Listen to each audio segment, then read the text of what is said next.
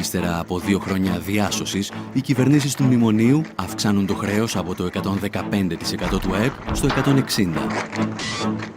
Ένας στους 2 νέους εργαζόμενους βρίσκεται στην ανεργία. Χιλιάδες άλλοι μεταναστεύουν ή καλούνται να ζήσουν με 500 ευρώ. Οι αυτοκτονίες αυξάνονται κατά 20% και οι άστεγοι στην Αθήνα ξεπερνούν τους 20.000. Το Σύνταγμα καταστρατηγείται. Στελέχη τραπεζών αλλά και πρώην θειασότες της Χούντας των συνταγματαρχών τοποθετούνται σε θέσεις κλειδιά του κρατικού μηχανισμού. Όλα είναι πλέον έτοιμα για την τελευταία πράξη της τραγωδίας. Την ολοκληρωτική εκποίηση της Ελλάδας.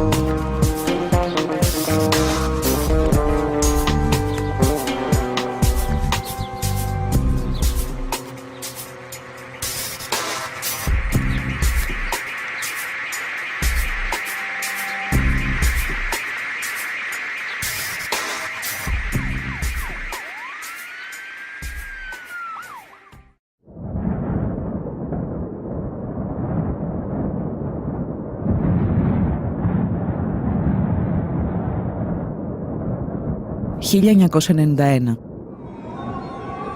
Ο σύντομος 20ος αιώνας φτάνει στο τέλος του. Η Δύση οραματίζεται το τέλος της ιστορίας και επιχειρεί να το εφαρμόσει στη Ρωσία.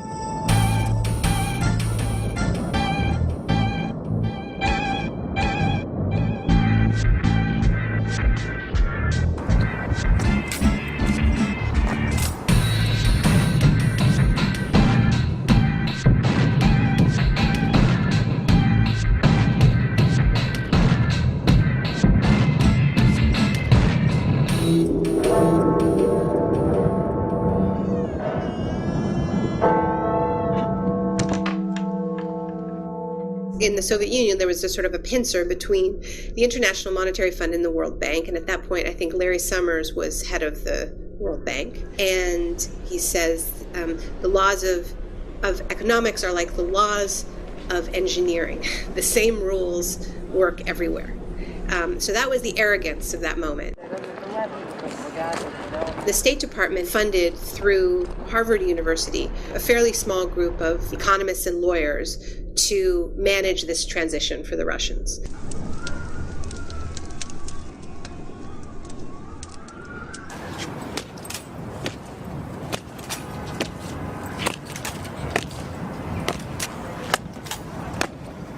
Η μετάβαση περιλαμβάνει το μεγαλύτερο πείραμα ιδιωτικοποιήσεων στην ιστορία της ανθρωπότητας.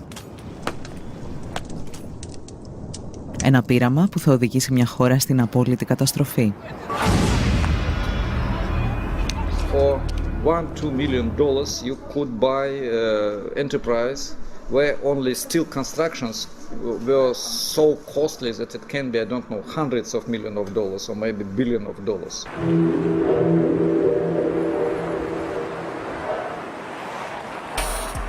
Like huge factories in Ural, in Siberia, in central Russia, former military industrial enterprises, chemical enterprises, steel enterprises, and so on.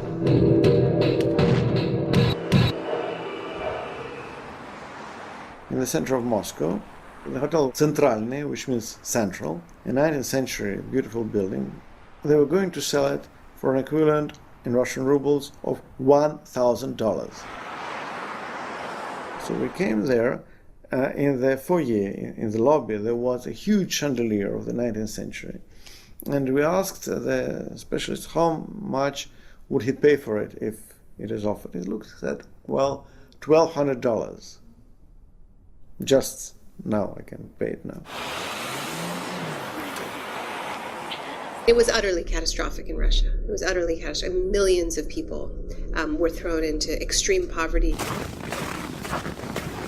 People were hungry and were surviving on their gardens. Life expectancy for Russians dropped by a decade in this period. Explosion of AIDS, of child prostitution. I mean, it was a decimation of a nation.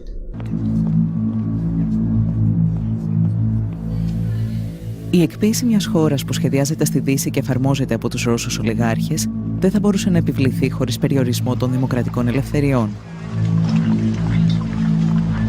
Brutal privatization was one of the reasons why opposition started to fight and why Yeltsin and the oligarchs, newly appeared bourgeoisie and bureaucrats started to fight against parliament.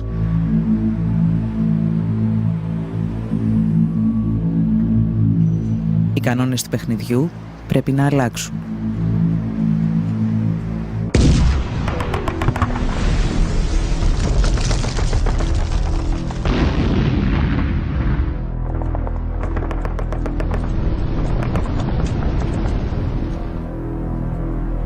Το 1993, ύστερα από ένα μίνι πραξικόπημα εναντίον του Κοινοβουλίου, ο Γέλτσιν αισθάνεται έτοιμος να ανοίξει ολοκληρωτικά τον ασκό των ιδιωτικοποιήσεων. I am absolutely certain that privatization in 1994 wouldn't be even technically possible without the coup d'etat of 1993. Η διαδικασία αυτή ονομάστηκε καταστρόικα.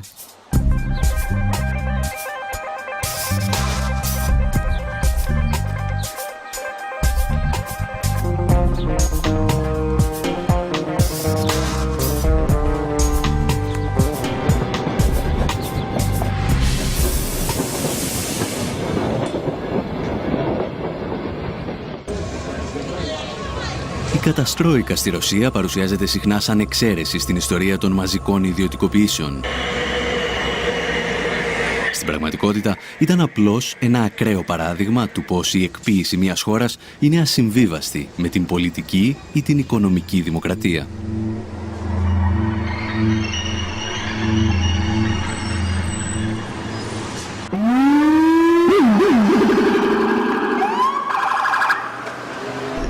Core neoliberal policies of privatization and deregulation, cuts to social spending, often accompanied by increases in military spending.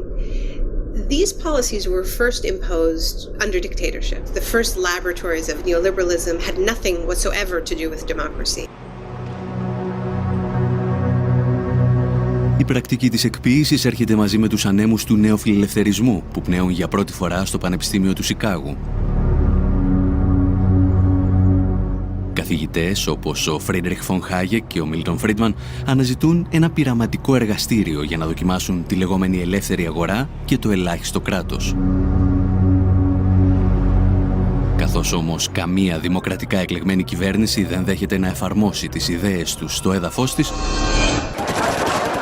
στρέφονται στη Χιλή του δικτάτορα Πινοσέτ και λίγο αργότερα στην Τουρκία του στρατηγού Ευρέν.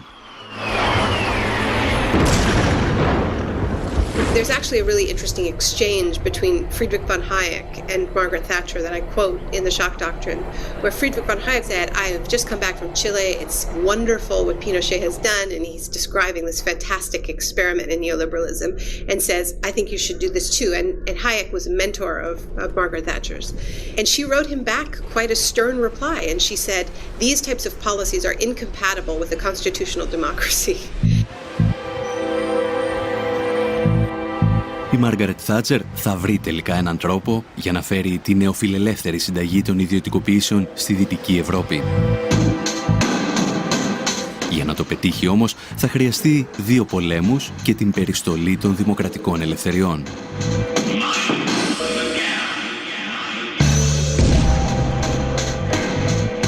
What saved Margaret Thatcher's career as a politician, what got her reelected, was the Falklands War. And she literally said, "We won the war abroad and now we must win the war at home." And the war at home was a war against trade unions. And she was explicitly referring to the coal miners. And in an extraordinarily violent way, the Thatcher government just beat down that union. It was some of the most violent attacks on trade union in the Western world.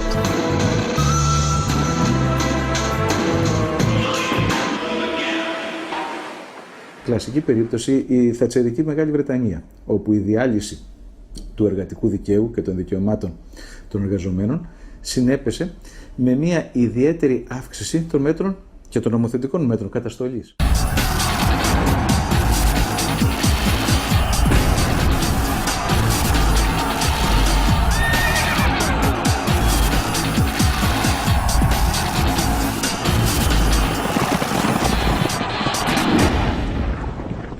Το πιο χαρακτηριστικό είναι ότι τώρα προβλέπεται στο δίκαιο της Μεγάλης Βρετανίας ότι μια πικετοφορία η οποία θα έχει πάνω από 4 πρόσωπα έξω από ένα χώρο εργασίας θα απογορευτεί ως δυνάμει τρομοκρατική για το φρόνημα των εργαζομένων μέσα στην επιχείρηση.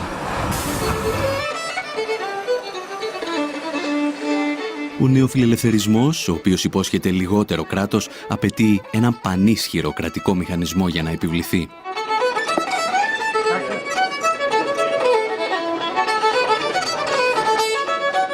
We should never forget that neoliberalism is an ideology. I don't mean this as just dismissing it. By ideology, I mean it's never or very rarely really followed in actual politics.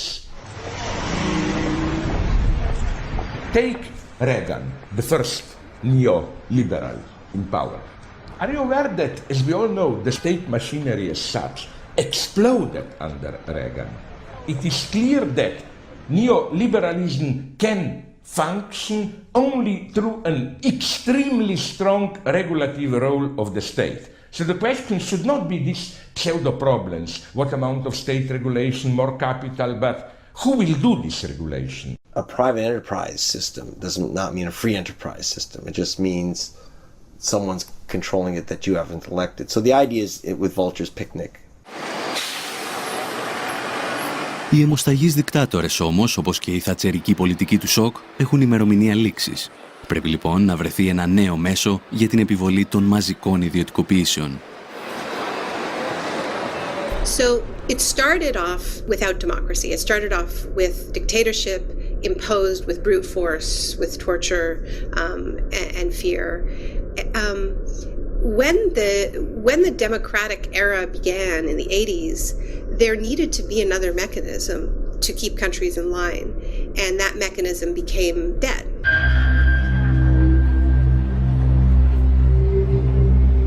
Φορείς όπως το Διεθνές Νομισματικό Ταμείο και ο Παγκόσμιος Οργανισμός Εμπορίου πρωτοστάτησαν στην εκποίηση ολόκληρων χωρών.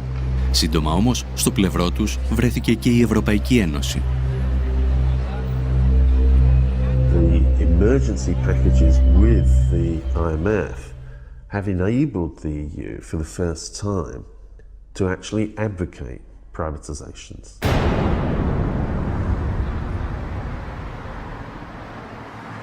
Technically, under the treaty, it shouldn't do this, but of course, it's part of the Troika that's imposed the conditions on Greece, on Portugal, and written in very clearly to those documents is this is conditional on privatization. Las condiciones que pone el Fondo Monetario Internacional y los grandes bancos de los Estados Unidos y de Europa son la entrega total de los derechos ciudadanos.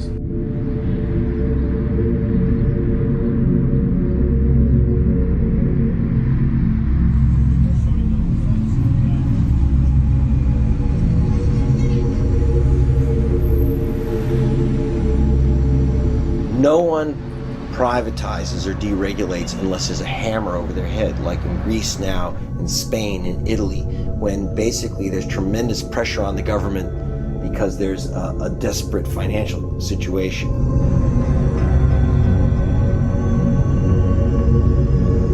Το χρέος γίνεται μοχλός πίεσης για την ολοκληρωτική εκποίηση και της Ελλάδας.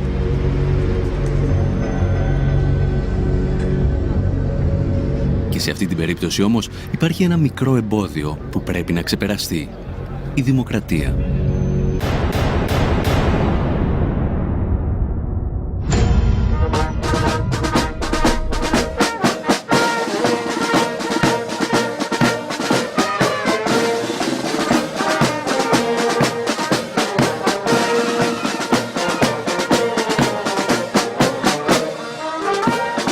This has been one of those moments when really the mask completely comes off, and the fact that this market system is at war with democracy. The project has been about saying to people, you know, you can vote, but it's going to be a popularity contest.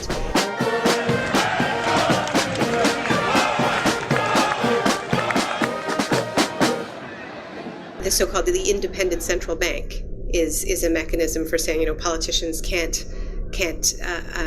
touch our toys.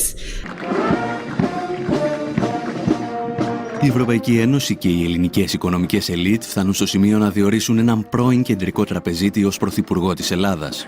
Συνεχίζοντας την πολιτική Παπανδρέου, ο Λουκάς Παπαδήμος τοποθετεί στελέχη τραπεζών όπως ο Γκίκας Χαρδούβελης της Eurobank ακόμη και μέσα στο Μαξίμου. Οι σχέσεις πολιτικής και οικονομικής εξουσίας μετατρέπονται πλέον σε ένα διατραπεζικό deal.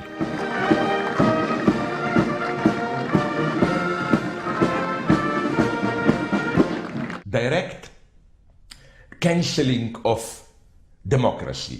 The idea is you play with democracy, but when things get serious, experts to take over.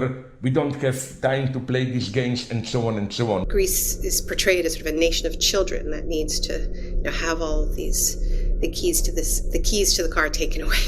Y es terriblemente grave lo que ocurre en Grecia, ¿no? Aquí nació la democracia. Y el sistema financiero internacional pretende que aquí muera la democracia.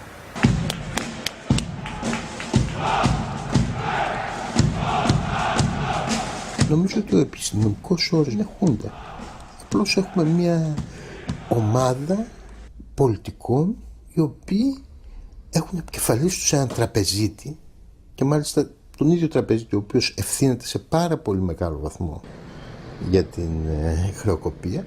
Είναι μια χούντα τραπεζική, αλλά δεν έχει μεγαλύτερη λαϊκή νομιμοποίηση από τη χούντα του Παπαδόπουλου.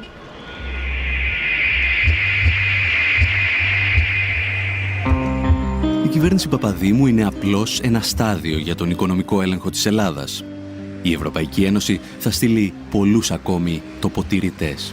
The Floridians have given up their sovereignty to a large extent to Washington, D.C., but in return, they get to decide what Washington, D.C. is going to do because they send their representatives and their senators to Washington, D.C. So I think that's one would need to make a commitment to that kind of a path, not to one where, a German proconsul, comes to Athens and runs, Greek fiscal policy. That obviously raises the question of democratic legitimacy to the extreme. Ο Γερμανός έπαρχος ακούει στο όνομα Horst Reichenbach και έρχεται στην Ελλάδα ως επικεφαλής μιας στρατιάς τεχνοκρατών. Δίπλα του, εκατοντάδες γκρίζα κουστούμια της Ευρωπαϊκής Ένωσης και του Διεθνούς Νομισματικού Ταμείου τοποθετούνται στα σημαντικότερα υπουργεία της χώρας. The task force is then, so to speak, the vehicle in order to bring the member states, the IMF, the OECD and others into the picture. Περνάμε τώρα σε μια νέα περίοδο νεαπικιοκρατική, σε μια νέα περίοδο στην οποία τα διεθνή οικονομικά και πολιτικά κέντρα επιβάλλουν λογικές, όχι πια μόνο τώρα στην Αφρική και στη Λατινική Αμερική, αλλά ακόμα και στην Ευρώπη, και ότι αυτό γίνεται ένα εγγενές κομμάτι της οργάνωσης του ύστερου καπιταλισμού.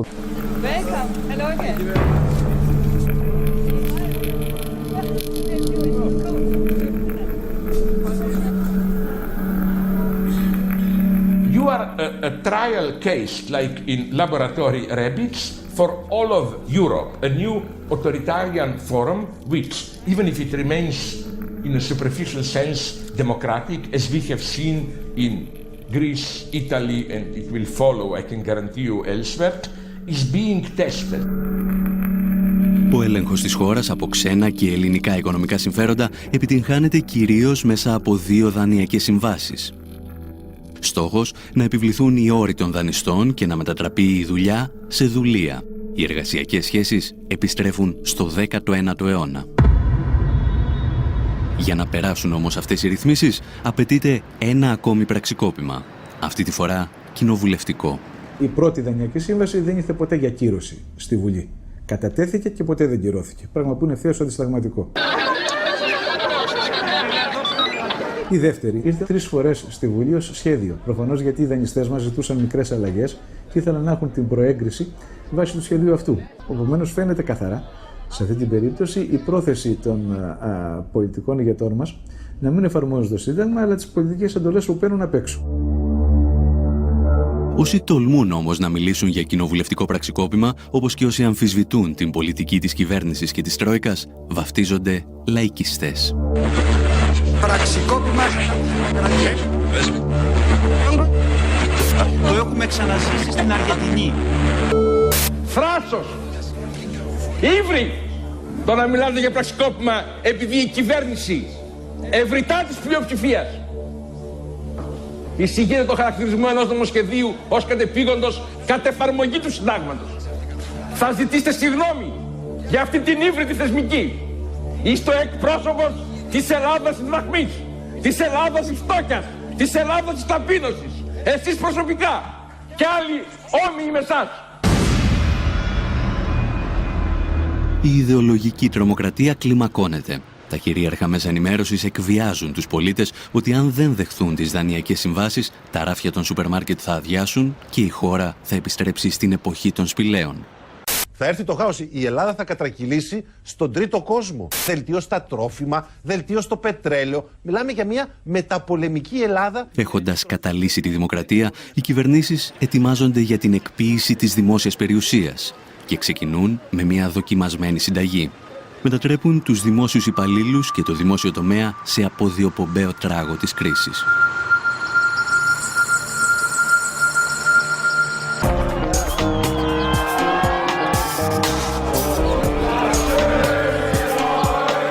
Μετά την κατάρρευση του Ανατολικού Μπλοκ, η Τρόιχα ανταναλαμβάνει να εκποιήσει την περιουσία της Ανατολικής Γερμανίας.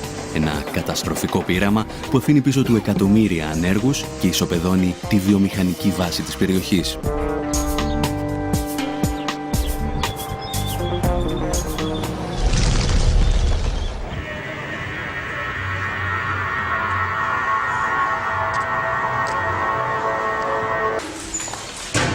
Politicians, the technical advisors, and the senior managers in the public companies themselves are all very acutely aware that the privatization process gives them opportunities of extremely high paid directorships, consultancies, etc. with the newly privatized companies.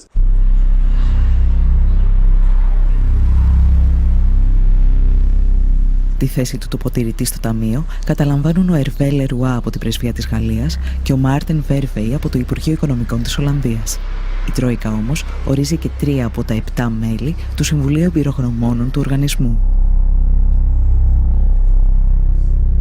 Οι όροι που θέτει η Τρόικα στην Ελλάδα για τη λειτουργία του Ταμείου θυμίζουν κατεχόμενη χώρα. Το κόστος της ιδιωτικοποίησης πέφτει στους Έλληνες φορολογούμενους, ενώ τα έσοδα, που αρχικά εκτιμώνταν σε 50 δισεκατομμύρια ευρώ, θα πήγαιναν στους πιστωτές. The 50 billion, if these proceeds are collected by the government, they will be used for debt reduction. Το Ταμείο λειτουργεί σε συνθήκες απόλυτης μυστικότητας, παρέχοντας υπερεξουσίες στα μέλη του. Αυτά αναλαμβάνουν την πώληση ή την παραχώρηση κτηρίων, εκτάσεων, υποδομών και πακέτων μετοχών. Το Ταμείο μπορεί να εκμεταλλευτεί ακόμα και τον Ιγιαλό ή τα αρχαία μνημεία. Μοναδική προϋπόθεση να μείνουν στη θέση τους.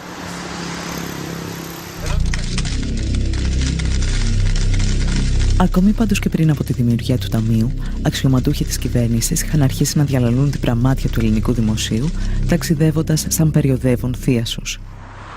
Αυτό που δεν λένε στους πολίτες είναι ότι τα πειράματα της ιδιωτικοποίησης και της απορρίθμισης που προωθούν έχουν αποτύχει ακόμα και στις ισχυρότερες οικονομίες του πλανήτη. Και οι μεγαλύτερες αποτυχίες αφορούν πάντα υποδομές όπως οι σιδηρόδρομοι, το δίκτυο ίδρευσης και ηλεκτρικής ενέργειας.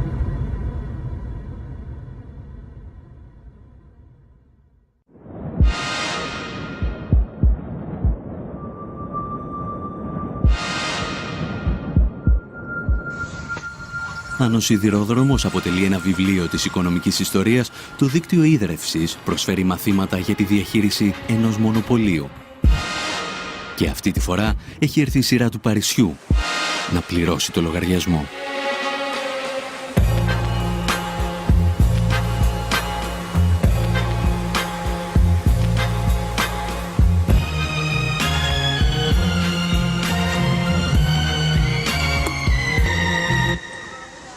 Water is the outstanding example of a monopoly.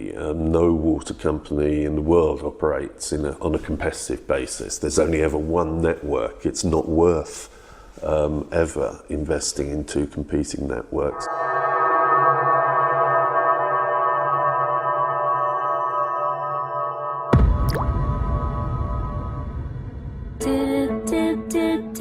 Δύο πολυεθνικές με τεράστια οικονομική και πολιτική ισχύ, η Βεόλια και η Σουέζ, διεκδικούν τη διαχείριση του δικτύου ίδρευσης του Παρισιού και ο Ζακ Σιράκ τους την προσφέρει.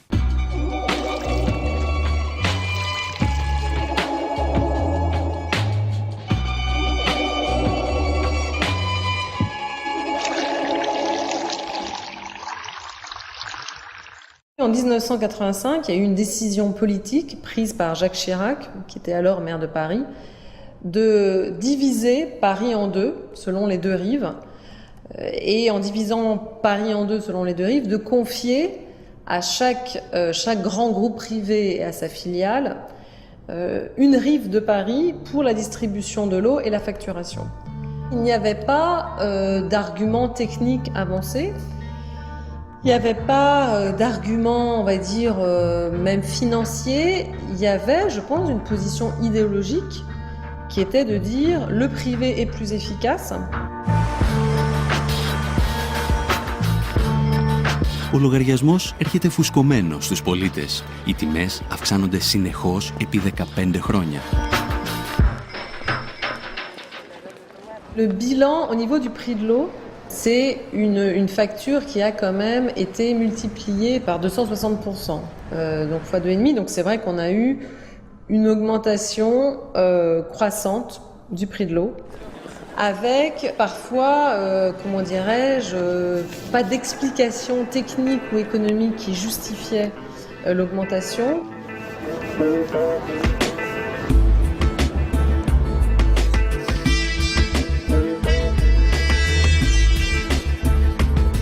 C'est avec le changement de municipalité et de majorité municipale en 2001, quand il y a eu une majorité plurielle de gauche, d'écologistes, de communistes qui est arrivée à la tête de Paris, qu'on a décidé de reprendre en main tout le service de l'eau.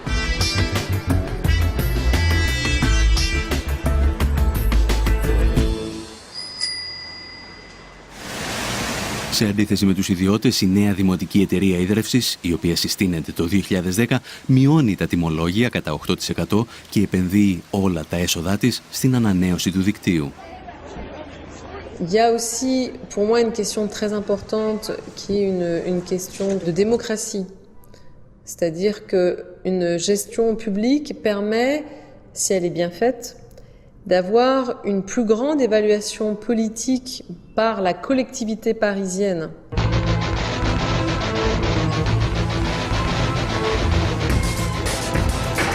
Οι Βεόλια και οι Σουέζ αντιδρούν, αφού κάνουν καθαρό εισόδημα 60 και 30 εκατομμυρίων ευρώ ετησίως. Ασκούν πιέσεις στην κυβέρνηση, στο Δήμο και στα συνδικάτα εναντία στην Anne Lestrade, η οποία κίνησε τη διαδικασία. De fait, il considère que je suis un peu le diable incarné. Η μάχη του Παρισιού φέρνει στο φως το παρασκήνιο της διαπλοκής ανάμεσα στις πολυεθνικές του νερού και την πολιτική εξουσία. Jérôme Monod, qui était le dirigeant de la Lyonnaise des Eaux, était celui qui avait été l'un des dirigeants du parti de Jacques Chirac. Παρά τις διασυνδέσεις τους όμως, οι πολυεθνικές του νερού φαίνεται να χάνουν τη μάχη με τους πολίτες. There were a number of political campaigns and battles fought right across Europe and indeed right across the world at the time. The result of those battles was largely that people rejected water privatization very strongly. Η Ευρωπαϊκή Ένωση όμως γυρίζει την πλάτη της στις αποφάσεις των πολιτών. Γραμμή στις Βρυξέλλες χαράσουν οι πολυεθνικές και επόμενος στόχος τους είναι η Ιταλία.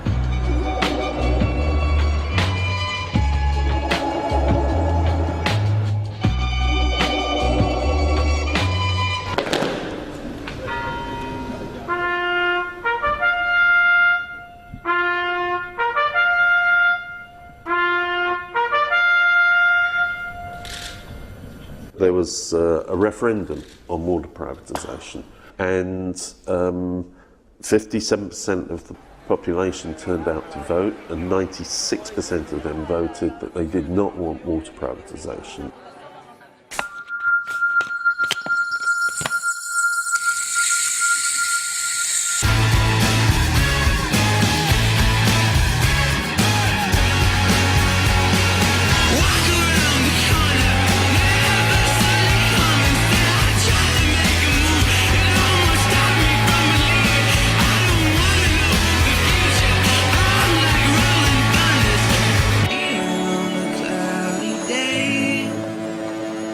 Even Berlusconi said, I can't privatise the water. There's been a referendum that says we're not allowed to. Berlusconi is now being replaced by a government headed by bankers, as similar processes happened in Greece. And again, European officials have said to the Italian government, we expect a privatisation programme and we expect it to include water.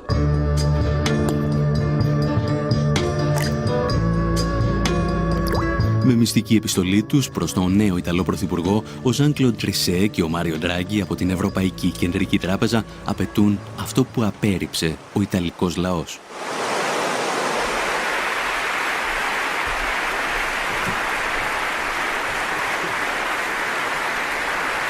The fact that it was now illegal under the Italian constitution to privatise water was irrelevant. A fundamentally undemocratic process, and again similar to the kind of pressures that have been put on Greece. I spoke just this weekend with the new Prime Minister, Mr. Papademos. I spoke also with Prime Minister Monti, and I know they are very committed to respect the commitments taken, because they understand that without this, in fact, there will not be financial stability in their countries.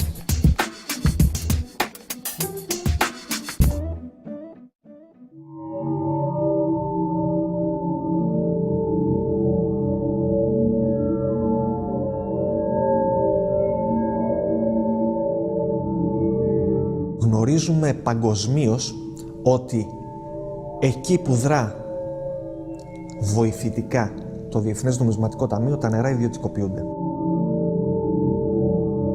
Γνωρίζουμε πολύ καλά ότι υψηλόβαθμα στελέχη των Σουέζ και Βεόλια είναι υψηλόβαθμα στελέχη και σύμβουλοι του Διεθνούς Νομισματικού Ταμείου.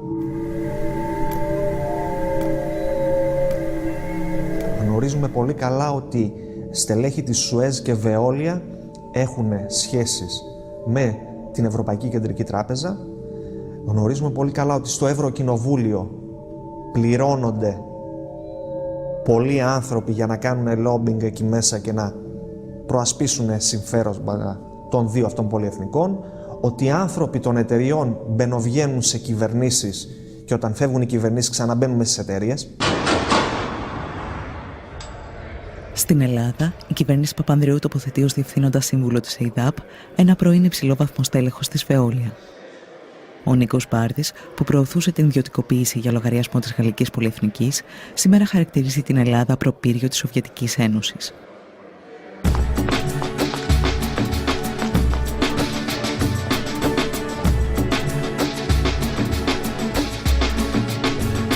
Τα σχέδια ιδιωτικοποίησης όμως δεν ξεκινούν την εποχή του μνημονίου. Η εκποίηση του δικτύου ίδρυυσης και αποχέτευσης στην Αθήνα και τη Θεσσαλονίκη αρχίζει επί κυβερνήσεως Σιμίτη με την εισαγωγή στο χρηματιστήριο. Μέσα σε μια δεκαετία τα τιμολόγια έχουν αυξηθεί πάνω από 200%. Οι υπηρεσίες αντίστοιχα όμως δεν έχουν βελτιωθεί κατά 200%. Οι υπηρεσίες έχουν χειροτερεύσει πάρα πολύ. Το 2008 η Νέα Δημοκρατία ξαναφέρνει στο προσκήνιο το θέμα της ιδιωτικοποίησης και 3 κοινοπραξίες λαμβάνουν θέσεις μάχης. Ήταν ο όμιλος της Σουέζ με μια κοινοπραξία με την Ελάκτορ. Ήταν ο όμιλος της Βεόλια, της δεύτερης μεγάλης πολυεθνικής, με τον όμιλο της Μαρφίν. Και μια ισπανική αυτή τη φορά, η Ακουάλια, μαζί με τη Γεκτέρνα. Στελέχη της Σουέζ τότε ερχόντουσαν στα κτίρια. Το τι συζητιόνταν πίσω από κλειστές πόρτες δεν το γνωρίζουμε. Αυτό όμως που γνωρίζουμε πάρα πολύ καλά είναι ότι οι εταιρείες αυτές και κυρίως η Σουέζ έχουν κατηγορηθεί στο εξωτερικό για χρηματισμό δημοσίων υπαλλήλων, κρατικών υπαλλήλων και πολιτικού προσωπικού χωρών της πολιτισμένης Δύσης. Δεν μπορώ να φανταστώ ότι εάν συνέβη κάτι τέτοιο εκεί, αποκλείεται να έχει συμβεί και στη χώρα μας.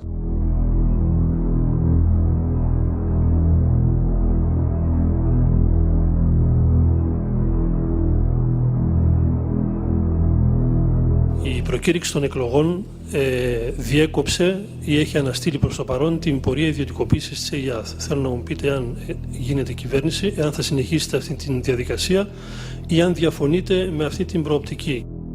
Είμαστε αντίθετοι στην ιδιωτικοποίηση των υδάτινων πόρων.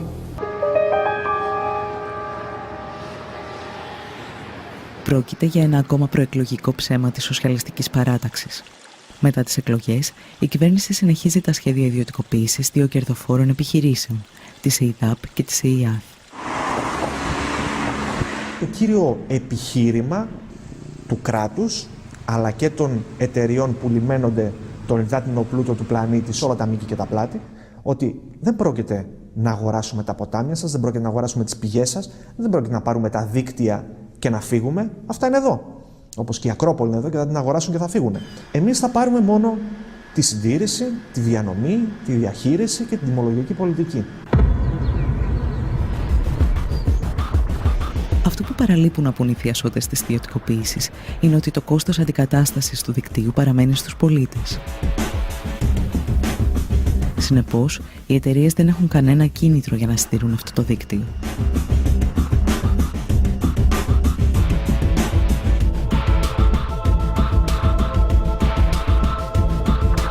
Ελλειπή συντήρηση, κέρδος για τον ιδιώτη, καταστροφή του υλικού, αντικατάσταση από τον Έλληνα πολίτη.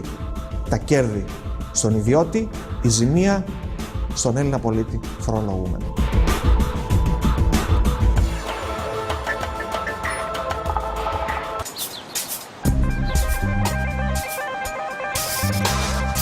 Δεκάδες παραδείγματα από όλο τον κόσμο αποδεικνύουν ότι οι ιδιωτικοποιήσεις πλήττουν τους πολίτες, τους εργαζόμενους αλλά και τις παρεχόμενες υπηρεσίες. Σήμερα παρουσιάζονται σαν αναγκαιότητα για την αντιμετώπιση της κρίσης χρέους. Ωστόσο, ακόμη και οι οπαδοί της ιδιωτικοποίησης διαφωνούν με αυτή την άποψη.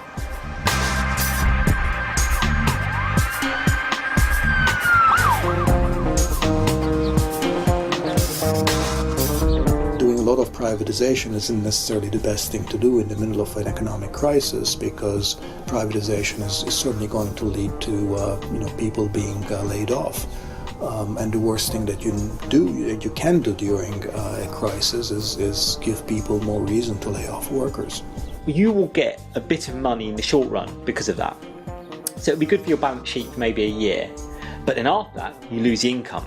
In real economic terms, will be a drop in the ocean in the short term and an economic loss in the long term. Εν τέλει, η παγκόσμια κρίση χρέους, την οποία δημιούργησε ο ιδιωτικός τομέας, είναι το πρόσχημα για μια γενικευμένη επίθεση στη δημόσια περιουσία. Μια επίθεση που σε ορισμένες περιπτώσεις γίνεται συγκαλυμμένα.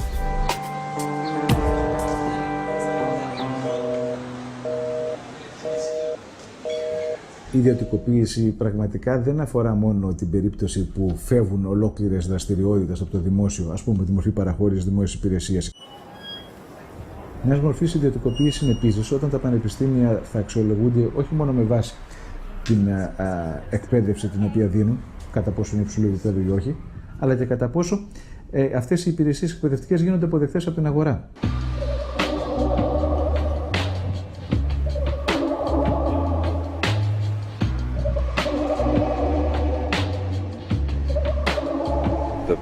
Supposedly public universities are being forced to adapt themselves to the same kind of market imperatives. So what we will find is a process of assimilation in which the public universities become more and more like the private ones. Profit-making enterprises that seek essentially to sell education. And that the whole principle of public education is that education isn't a commodity. It's the right of every citizen. Η προσπάθεια ιδιωτικοποίησης συνεχίζεται ακόμη και σε αυτό που ο Μάρξ κάποτε αποκαλούσε γενική διάνοια, τη συσσωρευμένη κοινωνική και τεχνολογική γνώση που παράγει τον πλούτο μιας κοινωνίας. How Bill Gates became the richest man in the world. It was precisely through privatization of commons. In what sense? What Bill Gates offers is something that constitutes the very common space that we use in order to communicate, to exchange notes, not only knowledge, but generally news, whatever, like internet, whatever. In order to be in touch with each other, we have, as it were, to enter the Bill Gates domain.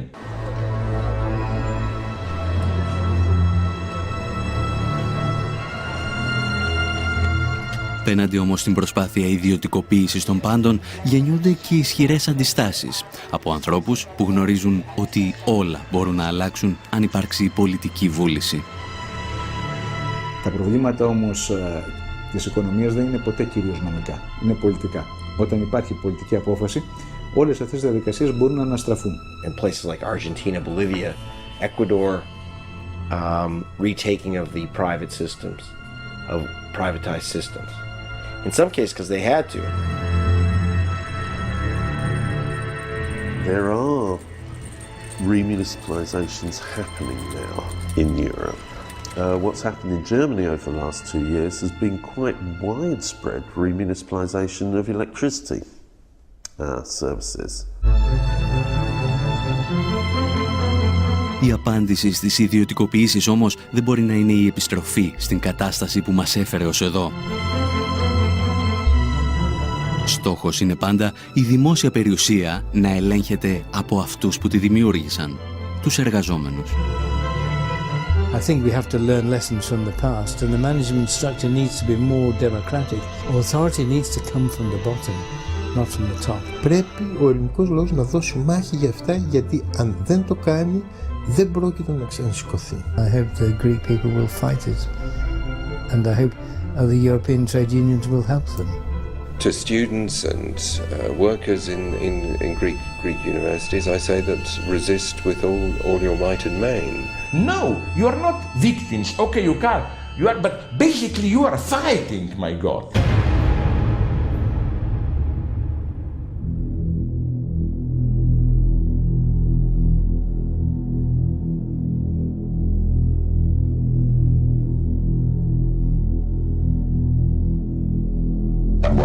Ο σημερινός άνθρωπος να υπερβεί τη φυσική του ροπή προς την αδράνεια, την ησυχία. Αν στο Θουκυδίδης το είχε πει αυτό. Ή η ελευθερία ή η ησυχία πρέπει να διαλέξετε. Είτε είσαστε ελεύθεροι είτε είσαστε ήσυχοι. Τα δύο μαζί δεν γίνονται.